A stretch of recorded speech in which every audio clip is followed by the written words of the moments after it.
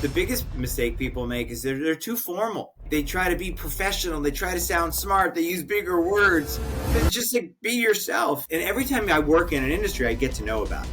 I'd learn about it. Most people get so awkward with the whole sales interaction and they tiptoe around it. They lose their authentic communication. Like, the average person probably has a decent way of communicating whatever it is they want to say until they want something from the person that they're talking to.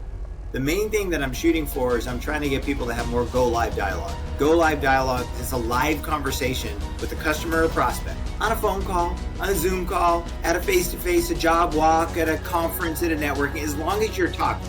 The goal should be every client you work with introduces you to at least 2 more clients. If every client you work with introduces you to 2 more clients, how much business are you going to do? It's infinite.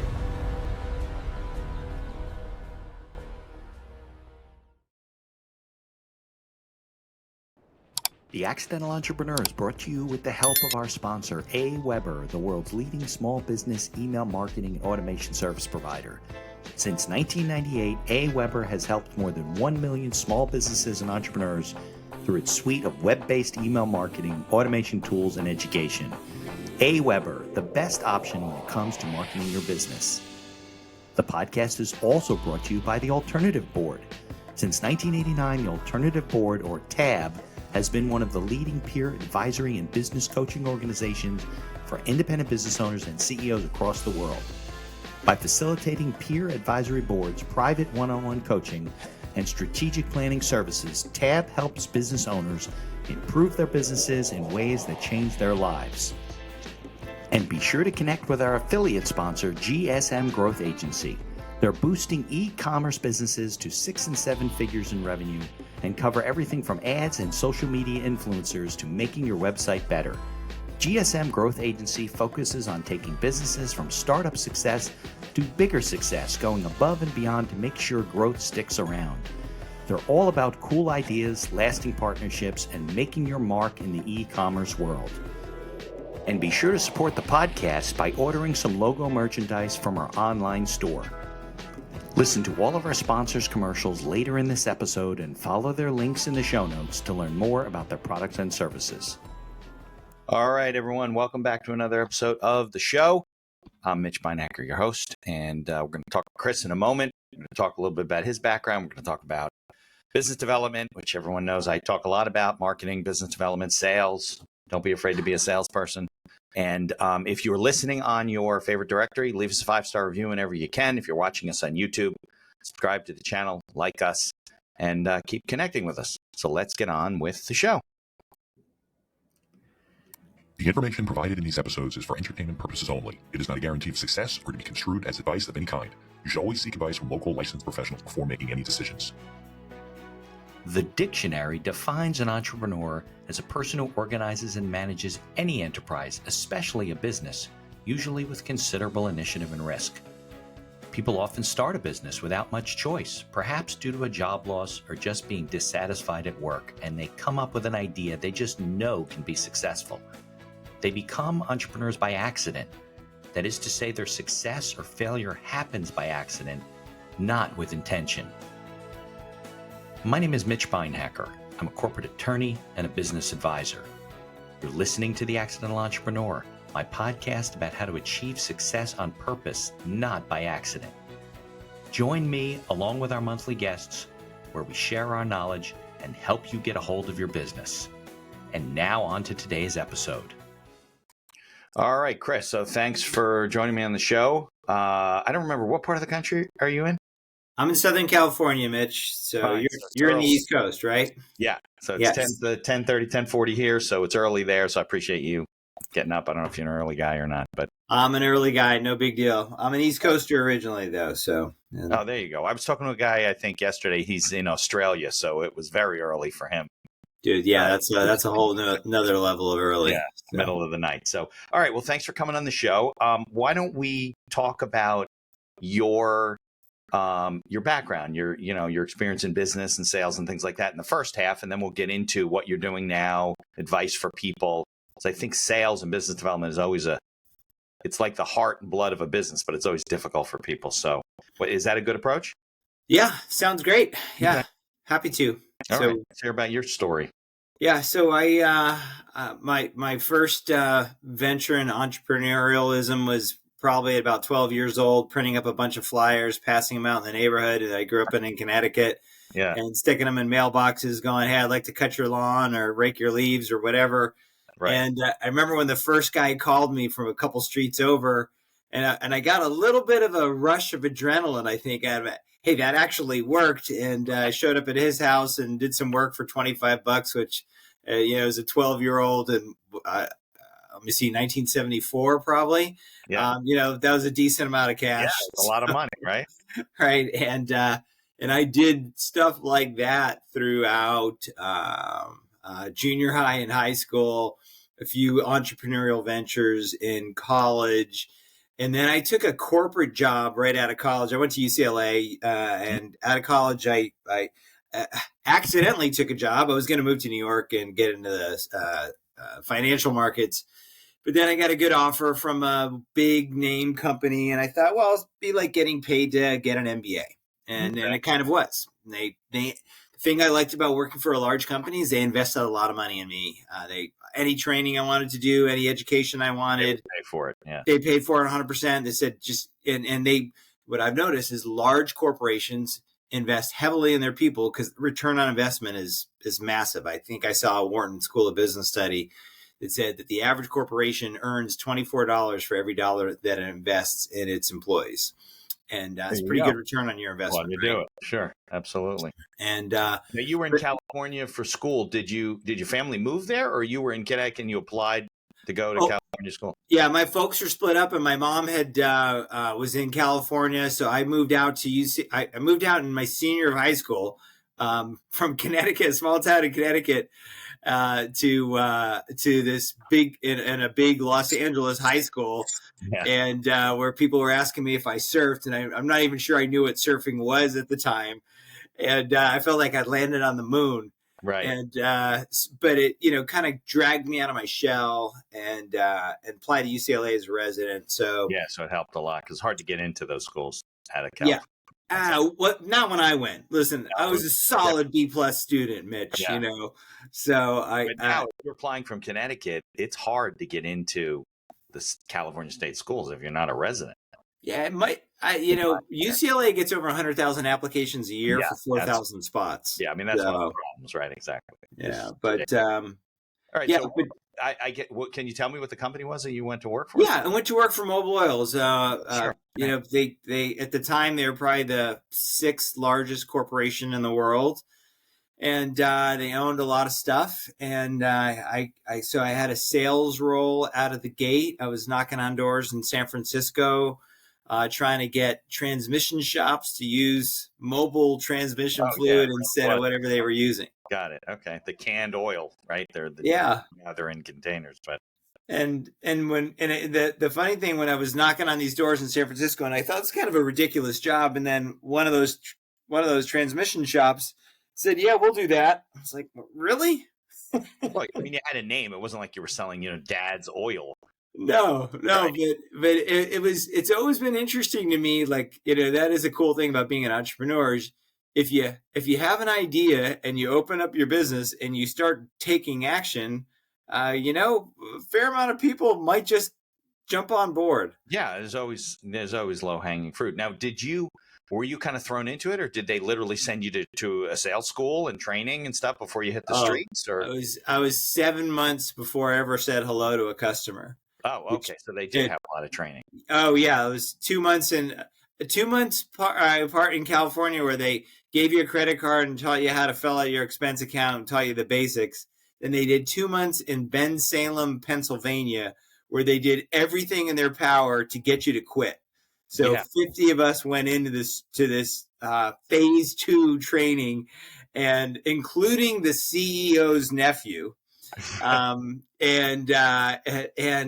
and 17 of us came out with territories. That is not a very good. It's exactly what they wanted. They wanted. I'm saying it's less than 50%. So They wanted to, like, hey, if you're gonna find this too tough, we're gonna torture you, like, right. keep you up all night giving presentations, prepping crazy assignments, and and it was pretty torturous. And but then I had like a couple months in the Bay Area and then got my territory in Cupertino, San Jose area, Silicon Valley. I lived right next to Apple. Yeah, the early days of Apple, right? The early days of Apple, yeah, when Steve Jobs is just getting rolling, Right. and then they said this is your area, and you just had to find every shop and just knock on doors. I started with that. Then they gave me, franchises. Then I kept getting promoted. So Got it. They gave me franchises. They gave me company stores. They, put me in management roles. I was in a training and development role for them at one point, and I loved that. I loved that job. I ultimately left the company because what I found in corporate America, if you have a great boss, you have a great job. You have a crappy boss, you have a crappy job. Yeah, that's pretty much true. And that's the risk you take in any corporate setting. Yeah, because you got to interact with that person, report to them every day. Yeah, so you depend on them to advocate for you, et cetera. Right. Yeah, and so I decided. How long were you at Mobile? 5 years. Okay. So yeah, you learned a lot. Yeah, I had 8 different addresses inside those 5 years because I kept getting moved, and and every move was a promotion, and right. And that would have been the rest of my life. So I decided I'm leaving. I'm going entrepreneurial. Okay. I started shopping for businesses. I looked at buy something to buy a business or go into it was in the 80s. Let's see, late 80s, early 90s. Franchising was huge. I looked at yogurts places and subway stations, equestrian farms, and all these different. I looked at everything. The only thing I knew how to evaluate was gas stations and car washes and auto repair, and so that's what I bought. Okay, well that makes sense, right? So that's at least you have some sort of a base knowledge of, you know where to buy the oil, so you had that going for you, right? So yeah. So we opened up, a pretty lucrative car wash, auto repair, gas station in Huntington Beach. These were existing businesses that you bought, or you started from scratch? I bought one, then we had it remodeled into this super fancy place. Right. But here was the problem. Yeah. Okay. This is a timing thing. Tip number 1. Okay. Well, timing. Don't let this happen to you. Don't let this happen to you. Right. I bought an Exxon station the week of the Exxon Valdez oil spill. Oh, perfect. This is before it was Exxon Mobil, right? They're still separate. This is before. Yeah. So talk about timing. So, my investment probably was worth half of it, what it was the week before, the week after I closed. Yeah, people weren't anxious to come and to your shop, right? Well, people hated us. Yeah. People that are listening, right? If you look up the Exxon Valdez spill, there was a drunk captain and he ran his ship aground. It was all oil spill, I think in the Alaskan Bay, up, right? Yeah, it was in Alaska, and it killed wildlife. It was terrible. Yeah, it was terrible. It was so all that rubbed off on you, right? Oh yeah, basically everybody thought I was personally responsible for that. Of course. Yeah, so that was not good timing. Okay. So I fought that. Life, right? So is life. I mean, stuff happens. Yeah. Stuff happens, and I had a great manager that was helping me. And I'm still good friends with him today. He's been very successful in the auto repair business. His name is Sam Shallon. So this was like an Exxon franchise. Is that what it was? Yeah, it was an Exxon franchise. Got it. So your manager was a guy from Exxon who was like the regional guy, and you dealt with him. No. Those are the reps. So there's a sales rep for the company, which is the role that I used to have. Got it. Okay. Right. Yeah. And so my plan was to open up a chain of those and build out however many I was going to do. Right. But the reality was I hated the business. I hated it. These were kind of like Jiffy Lube type of places, right? You'd go and you get your oil change and do some whatever and wash your car. And it was car wash. It was, oil changes, auto repair, convenience store. It was the whole thing. The whole thing. Okay. Yeah. So it was like a little service center. Yeah. And, and you could do pretty well, at each location, let's say, depending on at the time when I was looking at, God, what were they? What's it? Togos or Subways, any of those. That type of thing. Yeah. Yeah, your net profit per location was like $35,000 to $50,000. You really don't make money unless you have a bunch of them. Unless you have a bunch. Now, the location I had, you could make $500,000 a year per location, as long as you manage it right. Gross or net? Gross. Net. Yeah, net. you could net that. I mean, it's decent money. But you had there's a lot of variables in managing it right and not having people steal from you and knowing something about auto repair. Sure. So is that why you didn't like it? Because you just felt like you couldn't get your handle around the business? I didn't know the first thing about fixing cars and still don't. Right. And but I knew something about business.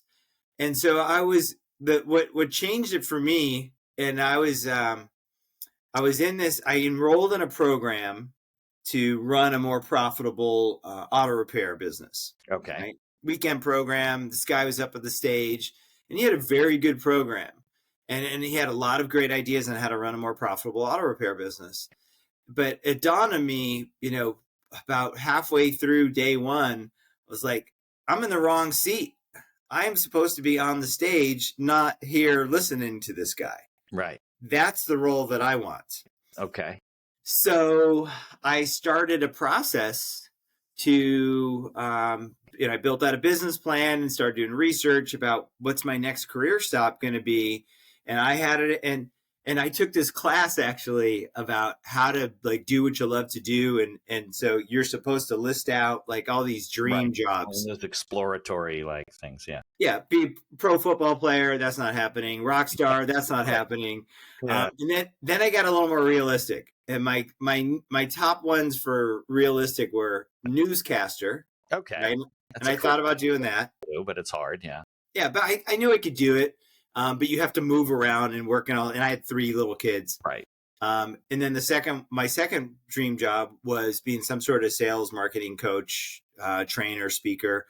So I ruled out newscaster and I built a plan to open up a sales business and start coaching people.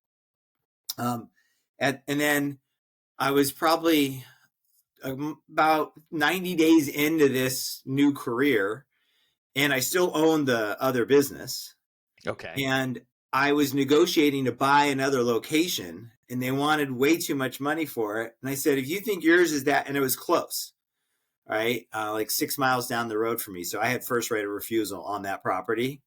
And I said, if you think yours is worth that, and I'm negotiating with Mobil Oil that actually Mobil took over the franchise in that area. And these are friends of mine that I knew that I used to work with, right? When I got hired, when I worked for corporate. And I said, listen, and I was having lunch with one of these guys, Dan. Locations, got it. Yeah. It's this guy, if I remember his name was Dan Pornowinski. He changed his name to Dan Porter because his wife's last name was better than his last name, he thought. So I'm having lunch with Dan, and Dan, I said, if you think you think that one's worth that much, you buy mine instead. And he said, would you sell it? And I said, yeah. And so he did, and I was out of it in a month. So you basically sold yours for the price that he wanted for his, too high. Yeah. Okay. So jumping point, right? Here's a jumping point, turning point in my career, and so now I was 100% invested in this business. I had a big monthly nut at the time. It felt big, $14,000 to $18,000 a month just to keep the lights on. Yeah, that's a big nut. Yeah, and I was making $3,000 a month net. Yeah, so the math of that, anybody knows any kind of business or financial stuff, that'll leave you negative every time. But you had sales training, you could sell, but you didn't have any customers. You didn't have any clients. I have any clients. I had Yellow Pages. Yeah, right. If anybody knows what that is, they don't exist anymore. No, I know. Well, I've written 2 books, Conversations Made Easy and The Client Retention Matrix. And I detail some of my story in those books. But I do remember, and I talk about it in Conversations Made Easy, sitting in my family room downstairs with my little kids, you're running around the back room, back in the background and calling these random associations, asking them if they would like speakers to come address their group. Yeah, that's how you start, right? Exactly. Yeah. And, one of them said yes. And then this water company that I called that said yes. And, all of a sudden I was speaking at associations and I had clients and I never looked back. And it's been a great 30-year run. And that's how you did it. You tried to get in front of larger groups, of kind of affiliate groups that were affiliated with each other for a reason. And then you could teach them stuff. I have always done a lot of speaking in my career, and it was some small, like some of the groups were small. Yeah. Like that first group I remember was a financial professionals group, and that was fine. And, and at the time I was probably doing a lot of chambers and, even Rotary clubs and little to get in front of small business owners and stuff like that. That's what you're looking for, right? Yeah. Yeah. And then over time that grew to where I was speaking in, more legit, larger associations with bigger businesses and, but it all evolved. So I speak frequently now in different settings and I've got a lot of history with it. And I've enjoyed it every time I get to speak for an audience.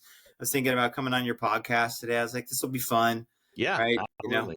And business development is the one area. I mean, people like calling it business development. They don't want to call it sales because it makes them nervous and uncomfortable. But I mean, you and I both don't need to sugarcoat things. We're in sales. And if you want to develop your business, you have to sell.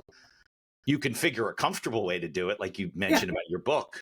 You don't have to be uncomfortable at it. You don't have to feel like you're taking advantage of people, but you are selling. So don't, sales drives the world. So I think that's interesting. So did you find yourself in any particular niche? Was it more like because of the business that you had been in that you were more working with, like guys who had shops or not really?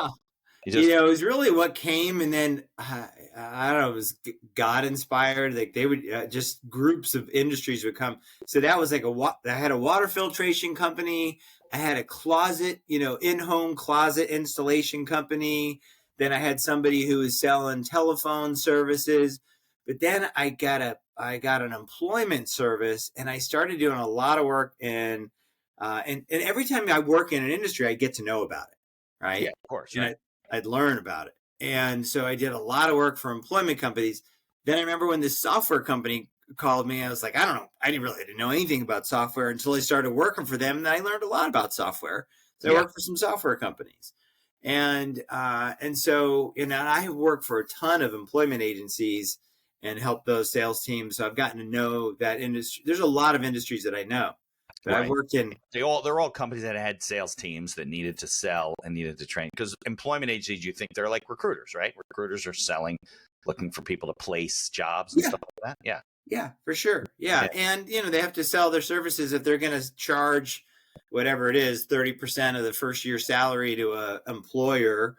They have to get them to agree to, pay this $30,000, $50,000, $60,000, $100,000 fee to go find them people. Right. So there's a definite sales element there. And for most people, like, as you probably know, Mitch, like most people get so awkward with the whole sales interaction and they tiptoe around it. Yeah. And they're just not, they lose their authentic communication. Like the average person probably has a decent way of communicating whatever it is they want to say. Yeah. Until they want something from the person that they're talking to. Now they feel uncomfortable and they make the person they're talking to uncomfortable. And the person thinks like you're trying to take advantage of them and they don't know what the hell they're doing. And it's the most awkward thing. It's the most awkward conversation that ever happens. And I listen to them all the time. So we tell our clients, record your calls, send them to us. We'll fix whatever's wrong in your calls. Yeah. And I listen to these calls and the biggest mistake people make is they're too formal. Right? They try to be professional. They try to sound smart. They use bigger words. Yeah, well, that's common with all of us. Yeah. But just like be yourself, and the same thing. I'm sure you have this with guests on the podcast. And like, I'm not here to wow your listeners with my vocabulary. I'm really not. I told you already. I was a B+ student, maybe. Yeah. Right. I'm at most a B+. And that's fine. I'm good average. But I think that's true. Like in law or in other technical professions, you tend to talk in the language that you know, and so I'm constantly trying to remind myself when I'm talking to clients about not the word dumbing it down is not the right word, just like keeping things simple and more like down to the fact that I got to remember that the person I'm talking to doesn't have 33 years of experience practicing law. Yeah. and dealing with all the ins and outs. And I have to go to these seminars. If I brought a client to one of the seminars that I have to attend from a CLE standpoint, they would be like, I don't even know what this person's talking about. So, I wonder if they communicate with their clients that way. But I mean, I think that's one of the biggest mistakes people make, is that they feel consciously or subconsciously, right, that they have to impress people, right, with what they know, when at the end of the day, they're just vomiting all over people and they don't know what you're saying anyway. So they're not impressed. They're just confused. Yeah. And I would say the core cause of that is just a lack of confidence. Yeah, I would agree with that. 99% of people, it is a lack of confidence. Lack of confidence, a lack of feeling comfortable with themselves, being themselves. And when you get, because the interesting thing is, you'll probably even notice it with a client. After you work with a client for a while, you get a lot more authentic. If you could just be that way from the very beginning. Because they become your friend. You get to know them. You're comfortable. You had dinner with them. You went over for lunch. You spent time with them. So many of my best friends that have now, like, we've gone on vacations together and games. I've traveled to their house. They traveled to my house. All started because we worked together. Right. All started because they hired me to do some work for them. Like that closet company guy, he was retired now, but we probably worked together, did work for 15 years, but we became great friends inside of a couple of years. Yeah. Right. And I have so many of my best friends today I know because of work. Yeah. And absolutely. But absolutely. I don't. And if you listen to me, like if somebody comes to my trainings or talks, or you hear me on a podcast, or you're just hanging out with me, at the gym, I don't talk to you any different than I do at the gym than I do if I'm at your business. Right. You shouldn't be. Yeah. And that's what I try to coach people to do, is to be more authentic and be more genuine, because that's relatable. And that's what people want. Funny. I had one time, we had a problem with our house, an old house we had a basement water problem, right? So we're interviewing these salespeople that would come about waterproofing your basement, right? So we talked about 4 or 5 guys. So the third or fourth guy comes and he says, you don't have to tell me if you want to, but I'm just wondering, like, what other companies you're talking about. And he was very comfortable, honest, whatever. And I said, well, we've talking to these two and we have one more coming. It's this company. He says, oh, listen, I don't know if you're going to hire me or not, and that's fine, whatever you want to do. But let me tell you what's going to happen, because I used to work for that company and they have the worst sales pitch that you've ever seen. And he basically spent 20 minutes telling me exactly the way their presentation would go and what objections they would bring up and how they would kind of try and get you to sign up. And then they would say, listen, let me call somebody and see if we can get you for sooner, and all kinds of bullshit. This guy who came, who was clearly trained specifically by that company, to a T. Like, I mean, the words that this guy told, we ended up hiring the guy who was honest with us. Yeah, of course. And, and the guy, it was just, and I just felt like, and then every time I run into somebody who I know that did business with that other company, I'm thinking like, oh, they were just taking advantage of it. I mean, because, they show you pictures and scare you into things and all kinds of stuff. And I'll never forget that, because we wouldn't have known really. We were a young couple. It was a new house. But not a new house, but there was a new purchase for us. Yeah. And we were scared. And we met this guy who was honest with us. And he said, that's why I left the company. So we called him and hired him, and they were great, Yeah. Yeah. Makes a lot of sense. But he learned and got out of the company that was doing all the shady stuff, Well, yeah. And unfortunately, I think a lot of people think that's what sales is. Right. Putting on a pitch, putting on a pretty face, presenting this shiny front. Right. But real life, all any customer wants is just like what you and your wife wanted. You just want them to be honest with you. So you can make a decent, I think sales is about helping people to make decisions that they need to make, not convincing them to do things that maybe they shouldn't be doing. Yeah. It's helping people. It's helping people find the help that they need to fix the problems that they have. That's what sales is. Absolutely. And sales is, in my opinion, it's a very honorable career, because you're helping you're helping people do something. You're for themselves, not to them. Exactly. Right? And helping them fix problems that they wouldn't be able to fix without you. And they say it's the second oldest profession in the world. So why don't we take a commercial, and then we'll come back, talk more about sales, and you can help us with the things you see, more other things that you see people do wrong, and how people can improve. We'll talk a little bit about your book. We'll put some links in the show notes. I want to do that for the book so people can order it after the show. Let's take a commercial and we'll come back. Great. Here's a word from our sponsors. Looking to market and grow your business? Or perhaps you're just getting started and want to hit the ground running? AWeber is the best choice for online email marketing and automation of your business. From maintaining a subscriber list to drip campaigns and landing pages, AWeber gives you tools and integrations that make marketing easy and fun. As our partner and sponsor, we use all their tools to promote the podcast and market our law firm. AWeber, the best alternative for online marketing. For over 30 years, the Alternative Board, or TAB, has built a thriving community of forward-thinking CEOs and business owners who want to radically improve their companies. Through unique combinations of one-on-one business coaching, participation in monthly TAB board meetings with other non-competing owners, a suite of strategic tools, and customized strategic planning workshops, TAB membership can deliver greater strength to your business and a better work-life balance for you and your family. All packaged in a streamlined and affordable service that the people at TAB invite you to try risk-free. Are you struggling with managing advertising due to a lack of time or expertise? Perhaps you're facing challenges in scaling ads for your store. Are you feeling lost when strategies have no success? GSM Growth Agency is your reliable partner in overcoming these business challenges. Feel the impact of collaborating with a team dedicated not only to short-term goals, but also to building long-term partnerships and achieving sustained success. Embark on an exciting journey to redefine the possibilities of e-commerce and create a legacy of unparalleled excellence. Take decisive action now. Follow their link in the show notes to receive a complimentary audit of your Shopify store conducted by a GSM expert. Propel your e-commerce game to new heights with GSM Growth Agency. Follow the link in the show notes to learn more about all of our sponsors. And now back to our show. All right.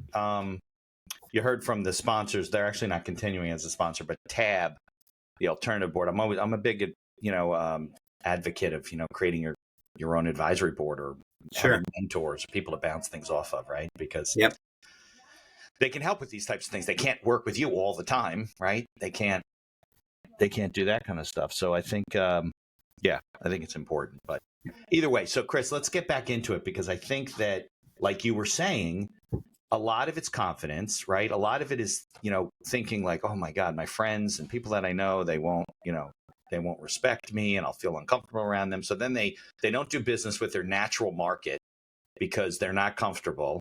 And now they're looking for people to do business with who they don't know. It's hard to do business. You want to do business with people you know, like, and trust, and you respect, and you care about. But at the same token, you don't want to lose your friendship. So I think a lot of people are torn between the two, and they really shouldn't be. And I have had clients over the years that didn't want to do business with me because I was their friend, which I think is a little silly. But I'd find them an attorney and let them go and work with somebody else. But I think, I think a lot of people have that initial perception. Yeah, but people have all kinds of head trash or self-limiting beliefs around different experiences, that you shouldn't, like whoever said you shouldn't mix business with personal. And I always say, like, what's more personal than business? Right. And so to me, like, I want to be able to trust people. And so if it's somebody that I know, now, if you're brand new in the business and somebody knew you for, 20 years as a manager in a company, and now all of a sudden you own a closet repair business, I get it, where they might be a little like, I'm going to let you prove yourself. Yeah, but even that, they might at least give you a chance, right? Hey, listen, I'm starting this new business, Chris. We've been friends for 20 years. Can I come and take a look at your closets? And if you're in the market, you'd be like, sure. So one of my favorite strategies, I was talking to somebody the other day, and I said, you got to go on practice calls. Yeah. And practice calls. So what I did in the beginning too is I shared a little bit earlier on some of my getting started, besides, pulling out the yellow pages and calling random strangers. Right. Is I just called friends that own businesses. Yeah. And I said, hey, I've started this thing. I'm doing the sales training, leadership coaching. and I would it would mean a lot if you and I could meet, and I'm going to treat it like you called me to potentially hire my company. I'm not expecting you to buy a thing from me, but I just need to practice going through the exchange of talking to somebody about working with us. And then I would say, and by the way, if while we're talking, like if it turns out you want to hire us, fine, but that's not why I'm doing this. I said, while we're talking, if you think of other people that you know that could really use this service, that would mean a lot to me if you could connect me to them. Right. That's how you get referrals. When I started in the insurance business, I came out of law school. I was in a support role, but I also needed to make a living. So I got a license and I had to sell. Nobody would do legal work with me. I was too young. And that's exactly what the first training thing they did was you had to make a list of, I don't know, 250 people you knew. And you had to hand in, you had a questionnaire that you had to go. You weren't even licensed, so you couldn't sell anything if you wanted to. And you had to go and meet with, I don't know, it was 12 people, 24 people. And I had to submit that to my supervisor.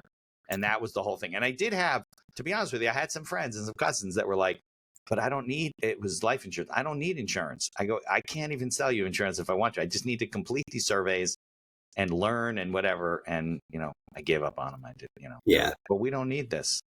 It's like, they're not even hearing me. So, that was, I was young. It's frustrating, but that's, like you said, that's life. People have certain perceptions of things. Well, and it's good experience for you, right? Because you got that, and so the second chapter of my first book is called Do Something. Okay. And you at least did something. You got a list. You called these people. Right. You met with as many of them as you could. You asked for referrals to people that they knew. Like those were actions that you take. A lot of people they're not into action. You got to get into action and go do something. I forced me to do it. It was part of the training. I didn't have a job. I was too young to even think of the idea. Yeah. I mean, look, I talk to people also about keeping in touch with clients and customers and building an email list. I'm sure you talk about all that stuff too, because, why make it hard on yourself? Like why try and do business with people you don't know? And so, but everyone's got to know 250 some odd people that really know your name. If you send an email and say, hey, we're building an email list, can we keep you on the list or whatever? Yeah. And they don't do that. Like this doesn't, the easy stuff doesn't pop into their head. No. Yeah. But I mean, fortunately, like you and I come from an era where you were forced to, and that was the only choice you had to go out and do business. Right. Now what's happening is, people have online marketing initiatives. They have email campaigns. Right. There's ways to touch people without walking up to their door. Right. And those are great services and those are great strategies, but that doesn't mean that you should exclude all the things that we were doing before. Right. But that skill set is atrophying in an alarming way. Yeah. And but you know what? One of the reasons, Chris, I think is because it's hard. People are more insulated than ever before. It's hard to get through to the phone. It's hard to reach them. They just, so it becomes harder. So what is your advice for that kind of stuff? Like how do you break through? In the old days, it was a lot easier. People would answer the phone. There wasn't texting, whatever. You could walk in the door. Now it's very hard. It's still doable. So I have a client that I was coaching the other day and I was listening to some of his calls so I went with clients that we coach, especially if I coach them personally, I said, here's what you're going to do. Once a month, you're going to record a call with a customer and you're going to send it to me, like a first call. And then you're going to send me 5 calls a month. And I'm going to tell you exactly what you're doing wrong in those calls. And then you're going to send the next month, you're going to send me another batch of calls and we're going to fix every mistake that you're making. Right. So you can see what they're doing in real time.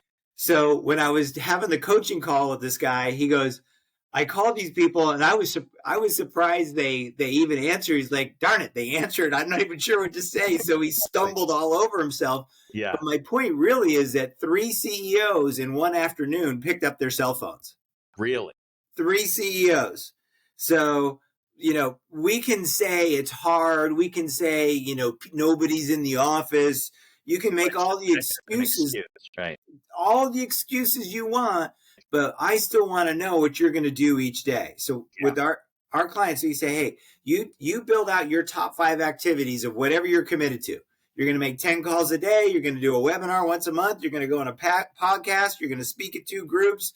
You're going to join these 3 networking organizations and you do those 5 things. Right.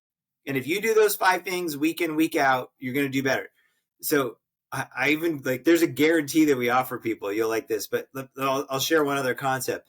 The main thing that I'm shooting for is I'm trying to get people to have more go live dialogue. Go live dialogue is just how we qualify that is it's a live conversation with a customer or prospect on a phone call, on a Zoom call, at a face-to-face, a job walk, at a conference, at a networking, as long as you're talking. Who's some way qualified to potentially do business with you. As long as you're talking. It could even be a referral source. Networking thing doesn't even Yeah. You just need, I always tell people you need 4 hours a day of go live dialogue. Right. You get 4 hours a day talking to people. You'll get real good. You're going to get real good. That's a lot, Chris. 4 hours a day is a lot. Hey, no complaining, Mitch. So the average, you know what? I guess you're right. If you're just in sales, that's your job, right? Dude. I have what to do. I have legal work to do. So 4 hours seems like a lot to me, but maybe it does, but not a lot, right? Well, you're a seller doer, right? Hey, right. You're a seller doer. So you could maybe spend an hour, maybe 2 hours a day. And the rest of the day, you got billable hours, whatever else you got to do. Exactly. Right? But you're right. Podcasts. If you're not talking to people, then you're just preparing for something. You're not making any money. If you're really truly in sales, right? Yeah. So if you're full-time sales, I always tell people it's 4 hours a day. Now, you want to know what the average salesperson gets in go live time? Oh, it's got to be very low. It's bad. It's 45 minutes to an hour. It's not even an hour. It's like under an hour. 45 minutes to an hour a day. That's what the average salesperson, full-time salesperson gets. So those people, they go up and down with the market. If the market's good, they have good. Is that because they're not looking? I mean, you could look, you and I mean, look, okay, we've been doing this a long time. I could find, if I would need to have a conversation for 4 hours a day, I could definitely find people to do the business with. They might not all be qualified prospects. Yeah. People that I could have conversations with. Is it because they shy away? Because I'll tell you this before you answer the question. Yeah. When I came out of law school, I told you I went in with the insurance business. I was going to train. I had no sales skills because they don't teach you anything in law school about business or anything. And the first thing I had to do was make cold calls. Okay. So I'm in New York working at this agency. Awesome. I had to make 10 cold calls. My training agent came over later and he says, well, what do you think? And I said, I never, ever want to do that again. That was the most horrific experience I have ever had. And he goes, yeah, that's why we want you to do referral prospecting. That's why we want you to meet people and go through your network, because you're never going to close people who don't know you. Right? Well, yeah, it's going to be harder. All right. So I called that water company out of the blue. They didn't know me at all. I got the sales manager on the phone. They brought me down there. They wrote me the first check that I had ever gotten for selling sales training. I have a copy of it somewhere in my customer. My first paying customer who wrote me a check and I called him out of the yellow pages because I needed a water filtration system for my house. So I'm like, I'm just going to call these water filtration companies. And by the third one I called, I had an appointment and they hired me and I did work with that company for several years. Their people left. I did work with their companies. So listen, you can still do business by picking up the phone and calling a stranger. There's no question about it. And I think B2B makes it a little bit easier, right? Because they're looking for, they're benefited from you coming in, getting their salespeople to be more productive. But that's a high, I mean, I don't know if every time it would be 1 out of 3, right? No, it wouldn't be 1 out of 3. Now, listen, I've been working for a long time and getting better and better and better at my skill sets. And that's what we do. Right. But you're right. The best way to do business is through referrals. So my second book, chapter 6, I have 2 books, The Conversation Made Easy and then Client Retention Matrix. Chapter 6 in the Client Retention Matrix is all about referrals. Yeah. And I have 20 different ways to ask for referrals because that, in my opinion, is the best way to do business. Yeah, the best guys I know, especially in the insurance business, because nobody wants to buy life insurance. They don't want it. And if people want it, they're probably sick and they can't qualify. So the best guys I know are so good during like the fact-finding portion of getting names and learning about the person's life and then saying, hey, Chris, maybe you can refer me to your brother-in-law. It sounds like you love him and we can take care of him. They're just very, very good. And they'll come out with 20, 30, 40, 50 names. I had a guy when I was young, I met, he was an older agent. He had so many referrals. They were like categorized A, B, C, and D. So I was a young guy. He brought me in and I called all the C's and D's, which is good for me because it was very hard. Right. A lot of them would hang up on me. Plus I had people to talk to then. Right. Right. Yeah. So he was just very, very good at it. Yeah, very good at it. So I was speaking at this group yesterday, and we have a whole program on that client retention stuff, which includes referrals. And I would say, listen, the goal should be every client you work with introduces you to at least 2 more clients. Yeah, and right. Of If course. every client you work with introduces you to 2 more clients, how much business are you going to do? Never run out of business. It's infinite. You're never going to run out of opportunities, and people are going to be calling you, and you're not going to have to pick up the phone and call random strangers because you have so much stuff coming at you. You can't even keep up with those opportunities. Yeah, people call me randomly and they don't tell me they were referred by somebody. I'm always suspicious. I'm Yeah. like, really? How'd you find me? Oh, this is going to be, exactly. So that's the best way to do business. But if you're brand new, we start there, right? Exactly. Yeah, you don't have a bunch of customers. Yeah. So you do the practice calls like I talked about. You call friends. You pretend that they're hiring you. You ask them to refer you. You figure out your top 5 activities. And this is when I guarantee people, so I'm like, if I'm going to coach you, I'll guarantee you'll hit your goals if you do these 3 things. Number 1, you get 4 hours a day at go live time. Okay. Right? Day and down. Maybe not every day, but for the majority of the time, you get 4 hours a day on the phone or in front of a prospect or a client. Because it's practice. Number 2, yeah, you do your top 5 activities with, most of the time. There's going to be a bad week, you're sick, you're on vacation, but whatever those top 5 things were, you said you're going to do networking, webinars, whatever, you do those. But they're business development activities. They should be something that's leading to doing business. Business development activities that we agreed on. Networking, webinars, phone calls, whatever, referrals. A little bit from, but it should be the same. Okay. Industry to industry, et cetera, setting to setting, personal preference. It'll vary. Okay. And then the third thing you have to do is every time it's not working the way you want, you have to record that call or that Zoom meeting or whatever it is. Sure. And send it to us and we'll fix it. Right. And I will guarantee you, if you do those 3 things, you will achieve all your goals. Right. And sounds logical. I mean, how could you miss that? You had 4 hours of practice a day. You're doing all the things you're supposed to be doing. And just like golf, you're now listening to yourself and correcting your swing. So how could that not miss? How could you not get better? It's impossible not to improve. Right. The problem is people don't do it. They don't do the 4 hours. They don't do the activities. Attorneys are, by the way, famous for this because we get busy with our stuff and then we stop doing the activities we're supposed to do. I tell young attorneys that do 80% of the business development stuff and squeeze in the work in the 20% of your time that's left, because then you'll never run out of business. You'll never run out. Yeah, exactly. So you find you're working with newer salespeople or, more experienced guys that would have been in the business longer times? I have all of the above. I had a guy who called me, his friend. He's like, I bought your book. I've been listening to it. Someday I want you to coach me. And eventually, he called me and I said, look, okay, I'm going to help you. And he was brand new in sales and he had like 3 kids and a baby on the way and he was broke. And I'm like, we're going to fix this. And I told him the same thing. You're gonna record 1 meeting with a client a month, and you're gonna send me 5 phone calls a month, and I'm gonna tell you exactly what's wrong. And you're gonna start, and then you do it again the next month, and he got a lot better. He's gonna make like 150, 200 grand this year. Yeah, right. So he can afford his lifestyle. I would say that the successful people do things that unsuccessful people are unwilling to do. Not that they can't do. In general, there's some exceptions, but for the most part, the stuff you're telling people to do is not rocket science. They don't have to have some special degree to do. They just have to do it.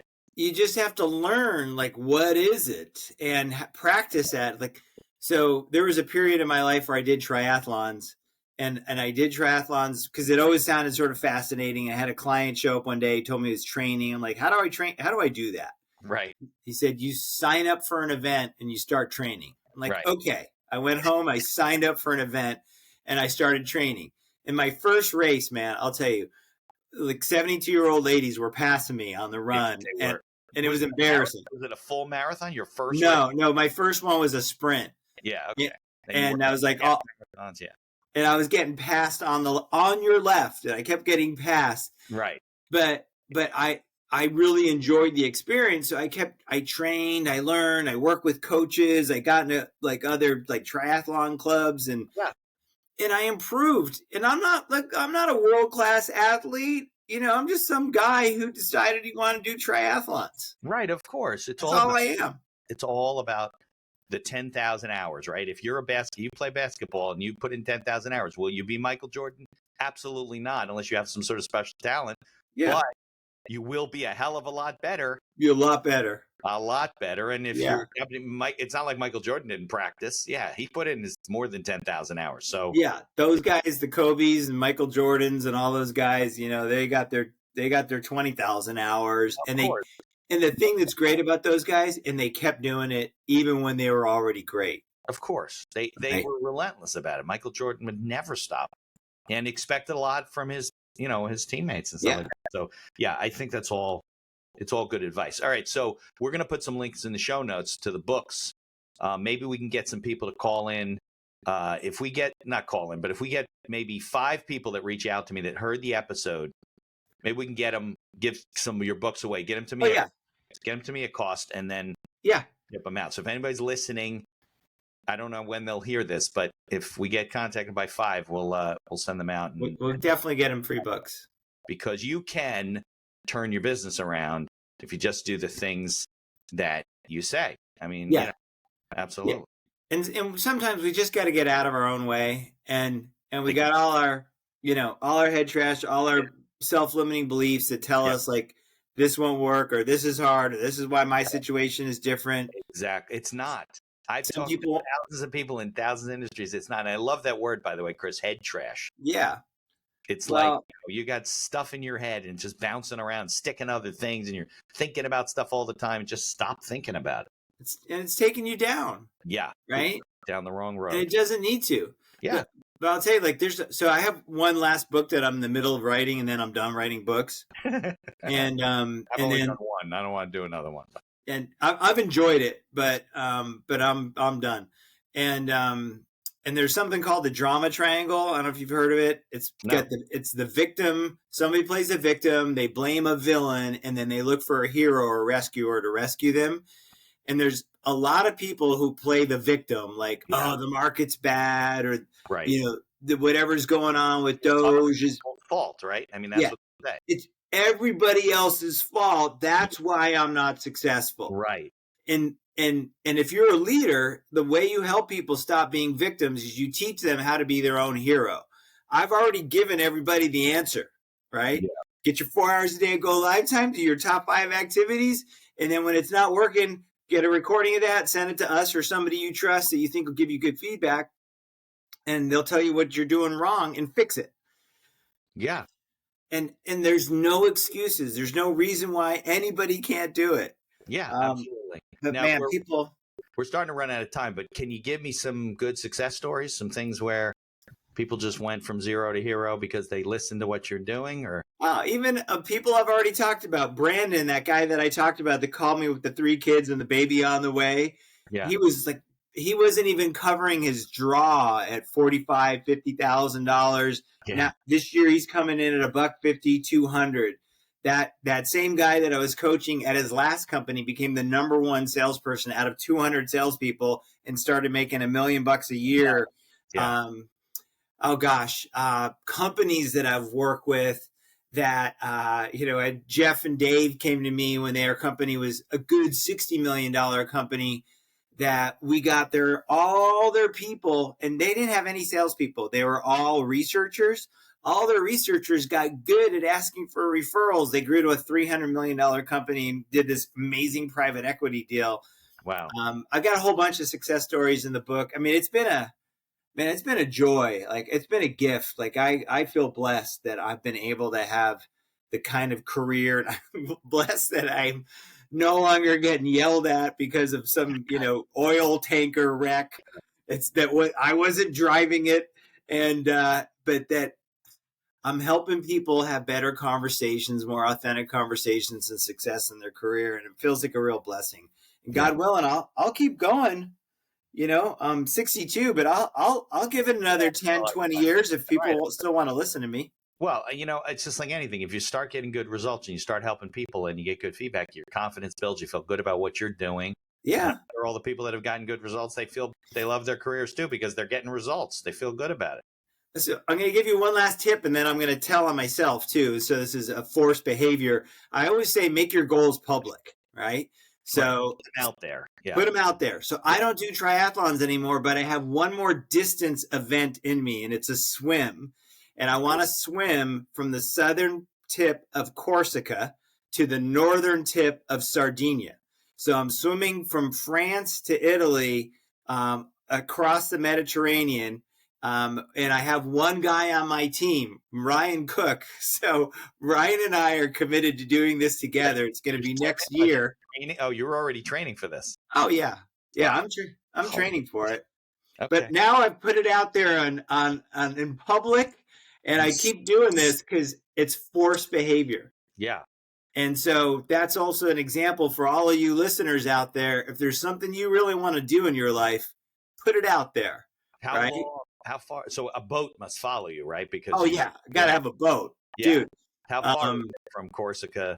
It's 16 kilometers, which is 9.5 miles. Yeah. Okay. More or less. So it's doable, right? And hey, the water there is nice if I go the right time of year. So I'm trying to get a big enough group. I can't do this on my own. Yeah.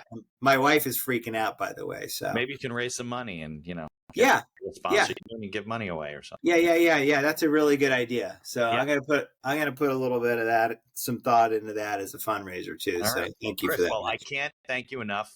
Again, if anybody's listening, we'll give up to 5 books away if they reach out to me, or you, I guess, and we'll put links in the show notes and keep spreading the good word. My dad, may rest in peace, died about 2 years ago, and he was an insurance salesman since 1965. Awesome. Probably one of the best sales guys I ever knew. Introduced me to the great sales trainers over the years, and he taught me a lot of stuff. And that was always the thing that would hold other people back, is their inability to do the things that they needed to do, get out of their and figure a way, not get out of their comfort zone. That's what everybody says. You got to get out of your comfort zone. You can learn to work within your comfort zone, I think. Right? Do the things you need to do and still be comfortable about it. I think that's the big lie, is that you need to get out of your comfort zone. No, that makes you hate what you do.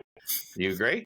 Yeah, you have to find something that fits for you. But there's a really good chance that everybody, has room to grow. I have room to grow. It's not as daunting. That's what I think. Like once you do it, that wasn't as scary as I thought it was going to be. They didn't throw tomatoes at me when I was talking to them, whatever. Yeah. Like I'm sure before I jump into the water off leaving Corsica, and I'm trying to see if I can even see Sardinia, which I hope I can. I don't think you can see 9 miles, can you? Maybe I don't know. I think you can. It depends on the horizon and where you were at. But I'll be nervous, but if in completing it, it'll feel amazing. Of course. So for any of us that develop new skills and try new things and take risks and have positive experiences and some negative ones that we learn from, like every experience teaches you something. So yeah, of course. So all right, well, keep in touch with us. Let us know when you're going so we can. I will. I'll post it on our website, chrisjenningsgroup.com. And for your listeners, they can come to you or they can come to chrisjenningsgroup.com, and we'll make sure they get books if they reference your show. Awesome. I appreciate it, Chris. Take care. Let some credits and then hang out for a few minutes. Got it. Thanks, Mitch. Thank you for listening to this episode of The Accidental Entrepreneur. Opening and closing music written and performed by Howie Moskovich and made to order music. For information about Howie and his music services, please follow the link in our show notes. If you like the podcast, please tell others about us. You can find us on Apple Podcasts, on Amazon Music, Spotify, Google Podcasts, and most of the other podcast directories. If you like what you hear, please leave us a 5-star review and feel free to share our episodes on social media. If you have any questions or comments, ideas for the show, or you'd even like to appear as a guest, reach out to us by email at info@beinhackerlaw.com. The Accidental Entrepreneur is hosted by Mitch Beinhacker and produced by Beinhacker Law. If you'd like to learn more about our business and legal services, you can find us on social media or visit our website at beinhackerlaw.com. Thanks for listening, and be sure to subscribe to our feed to be notified of all future episodes.